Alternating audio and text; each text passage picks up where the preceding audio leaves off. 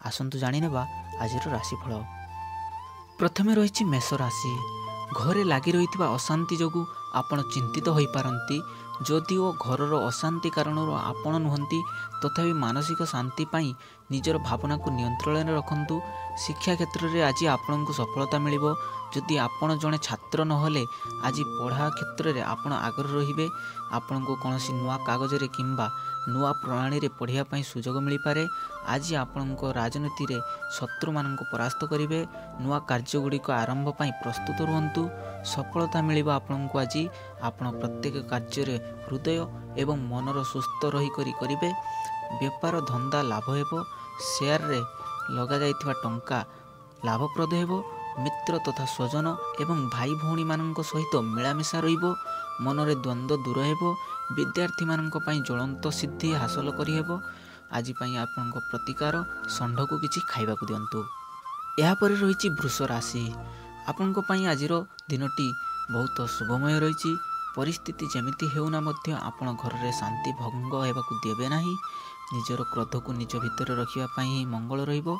एही कोहल द्वारा आपण लाभवान हेबे नाही, बरं यह आपणक अधिक चिंतार कारण हेबो। बहुत गुड़े स्थान को यात्रा करिवार सुजोग आसीपारे एवं यह मध्यरु गोटिए आपण बाछिबे। विभिन्न प्रकार द्वंद्व मध्य आपण को निष्पत्ति नेबाकू पड़िबो एवं आपणक सह यात्रा निष्पत्ति बाहरे किछि योजना करिपारंती। दाम्पत्य जीवनर सुख क्षणिक अनुभव करिवे। सामाजिक एवं सार्वजनिक क्षेत्र में आपण ख्याति एवं प्रतिष्ठा प्राप्ति करिवे। वस्त्राभूषण एवं वाहन क्रय करिपारंती। व्यापार रे भागीदारी सहित संबंध भल रहिबो। धन लाभ हेबो। सरकारी कार्य रे सरलता पूर्वक संपन्न करिपारिबे। आपणक पई आजिर प्रतिकार ग्राम्य देवी को भोग लगेई पिलांको खाइबाकू दियंतु। या पर रहिछि मिथुन राशि। निज सांग सांगरे कौनसी जुक्ति करंतु नाही, कारण मानसिक शांति हराई बसिबे।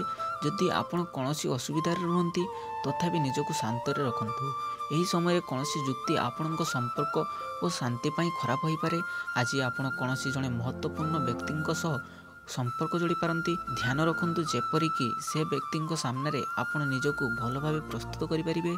आज स्वास्थ्य भल रहिबो एवं रोगग्रस्त व्यक्ति मध्य स्वास्थ्य रे सुधार हेबो। घरे सुख शांतिर वातावरण आपण समय कटाइबे। कार्य सफलता एवं जश मिलिबार उत्सव पालन करिवे। चाकरी रे लाभदायक समाचार मिलिबा आपनकु एवं सहकर्मी मानक साथी मिलिबा आपनकु। महिला मित्र मानक सहित साक्षात हेबो। आपनक पई आजिर प्रतिकार रुटी गुड़ गाय को खाइबाकू दियंतु। या पर रहिछि कर्कट राशि।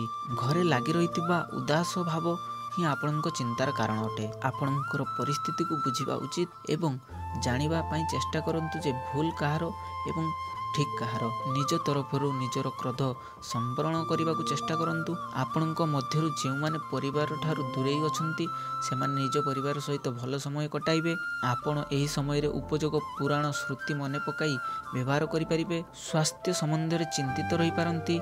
संतान मानक संबंध रे समस्या उपजी पारे। स्वाभिमान भंग न हेउ यार ध्यान रखिबे। अर्थात आयोजन पाई समय भल। शेयर सट्टार प्रतिलोभ क्षति पहुँचाई पारे। आपणक पई आजिर प्रतिकार वृद्ध वृद्धा को सहायता करी आशीर्वाद भिक्षा करंतु। या पर रहिछि सिंह राशि। आज आपण सेमानंकु जणाई देबे जे आपण सेमानंक सहाय्य किपरि ग्रहण करचंती एवं सबुबेले आपण सेमानंक व्यतीत अन्य कहार सहाय्य आवश्यक हेले आपण सहाय्य करिया को पछांतु नाही। आज आपण निज कला को चिन्हि पारिबे। निजर सबुदिनिया दिनचर्या रे किछि परिवर्तन आनंतु। छोट छोट कथारे भी आपणकर निजर क्षति को बुद्धि पाई प्रशंसा मिलिबो। आजिर दिन प्रतिकूलता पूर्ण होई पारे। परिजन मानक सहित वाद विवाद बंचंतु। पारिवारिक कारणरू आपण चिंतित होई पारंती। अनिद्रा कारणरू आपणक स्वास्थ्य बिगड़ी पारे। आपणक पई आजिर प्रतिकार दरिद्र नारायण को खाद्य दियंतु। या पर रहिछि कन्या राशि। आज आपणक आत्मीय माने आपणको सहाय्य करिवे।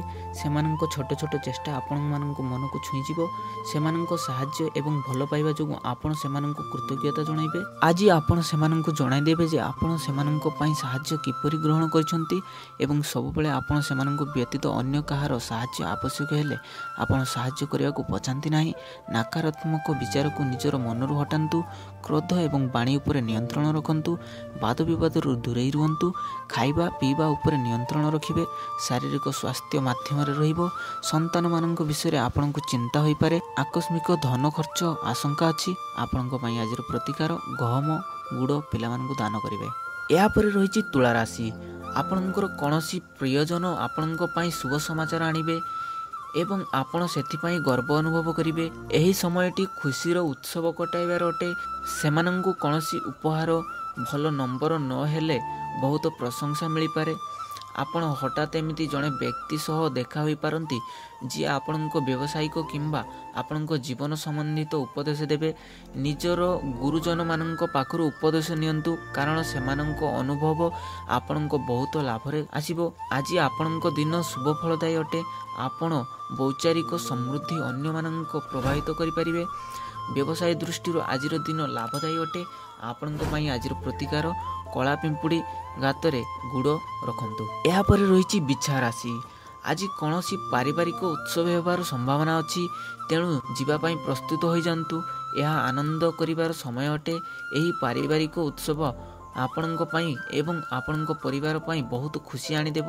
ପ୍ରେରଣା ହିଁ ଆଜି ଆପଣଙ୍କ ମୂଳମନ୍ତ୍ର ଅଟେ। ଆଜି ଆପଣ ନିଜକୁ ସେହି କାମଟି କରିବାକୁ ପ୍ରସ୍ତୁତ କରନ୍ତୁ ଯାହାକୁ ଅନ୍ୟମାନେ ଅସମ୍ଭବ ବୋଲି ମାନନ୍ତି। ଭ୍ରମଣ ପାଇଁ ଆଜି ଦିନଟି ଶୁଭ ଅଟେ। ବନ୍ଧୁ ସମ୍ପର୍କୀୟ କିମ୍ବା ଅଫିସ୍ କାମରେ ବାହାରକୁ ଯାଇପାରନ୍ତି। ବାର୍ତ୍ତାଳାପ ଉପଭୋଗ କରିବେ। ଏହି ଭଲ ସମୟ କୌଣସି ବାଧାବିଘ୍ନ ଆସିବାର ନାହିଁ। ଘରର ବାତାବରଣ ଆନନ୍ଦଦାୟୀ ରହିବ। ଆର୍ଥିକ ଲାଭ ସହିତ ବ୍ୟବସାୟରେ ସନ୍ତୋଷ ଅନୁଭବ କରିବେ। ସାମାଜିକ ଦୃଷ୍ଟିରେ ଆପଣ ପ୍ରତିଷ୍ଠାରେ ବୃଦ୍ଧି ହେବେ। ନୂତନ ବସ୍ତ୍ରାଭୂଷଣ ପ୍ରାପ୍ତ ହେବ। ଆପଣଙ୍କ ପାଇଁ ଆଜିର ପ୍ରତିକାର ଅସହାୟମାନଙ୍କୁ ସାହାଯ୍ୟ କରନ୍ତୁ। ଏହାପରେ ରହିଛି ଧନୁରାଶି। ଆପଣଙ୍କ ପରିବାର ଆପଣଙ୍କ ପାଇଁ ସହାୟତାର ସ୍ରୋତ ହେବ। ସେମାନେ ଆପଣଙ୍କର ସବୁ ପ୍ରକାର ସାହାଯ୍ୟ କରିବାକୁ ପ୍ରସ୍ତୁତ ଅଟନ୍ତି, ତେଣୁ ଆପଣ ସେମାନଙ୍କ କଥା ଶୁଣିବା ଉଚିତ।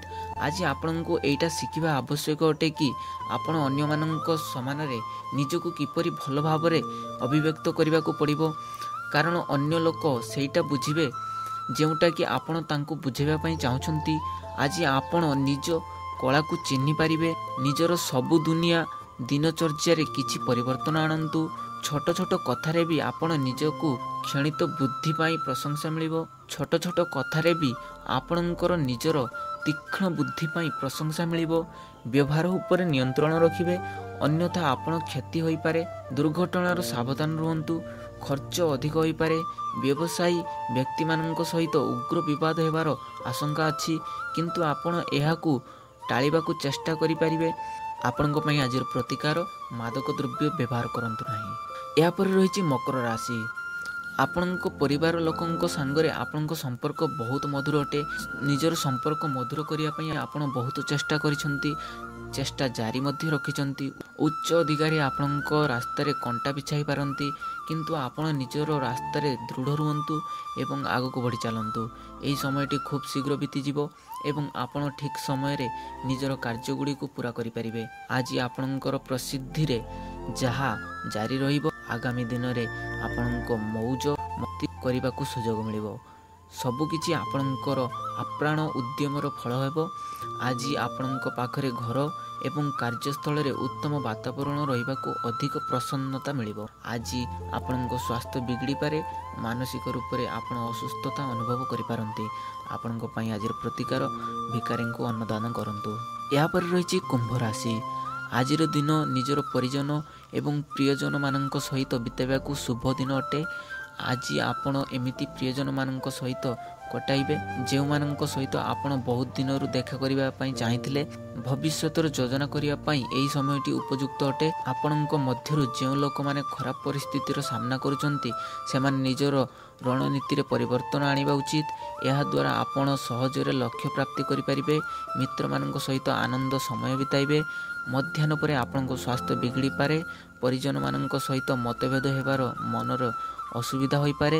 ଆପଣଙ୍କ ପାଇଁ ଆଜିର ପ୍ରତିକାର ଅସହାୟଙ୍କୁ ସେବା କରି ଆଶୀର୍ବାଦ ଗ୍ରହଣ କରନ୍ତୁ। ଏବଂ ଶେଷରେ ରହିଛି ମୀନ ରାଶି। ଯଦି ଆପଣଙ୍କ ନିକଟବର୍ତ୍ତୀ ସମ୍ପର୍କୀୟଙ୍କ ସାଙ୍ଗରେ କୌଣସି ମତଭେଦ ଅଛି, ତାହା ସୁସମ୍ପର୍କରେ ପରିଣତ ହେବା ଆପଣ ଦେଖିବାକୁ ପାଇବେ। ଏହି ସୁସମ୍ପର୍କ ଦୁଇ ପକ୍ଷର ଚେଷ୍ଟାରେ ପରିମାଣ ସ୍ୱରୂପ ହେବ। ଆଜି ଆପଣ କୌଣସି ସାମାଜିକ ସମାରୋହ ପରେ ନିଜ ଘରକୁ ସଜାଡ଼ିବାରେ ଲାଗିଯିବେ। ଘରକୁ ଠିକ୍ କରନ୍ତୁ, କିଛି ଆରାମ ମଧ୍ୟ କରନ୍ତୁ।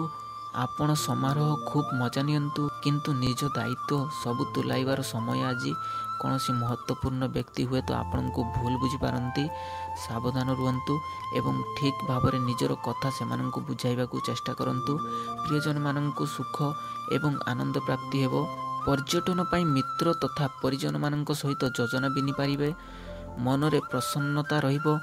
ଆପଣଙ୍କ ପାଇଁ ଆଜିର ପ୍ରତିକାର, ବିଧବାମାନଙ୍କ ସେବା କରି ଆଶୀର୍ବାଦ ଗ୍ରହଣ କରନ୍ତୁ।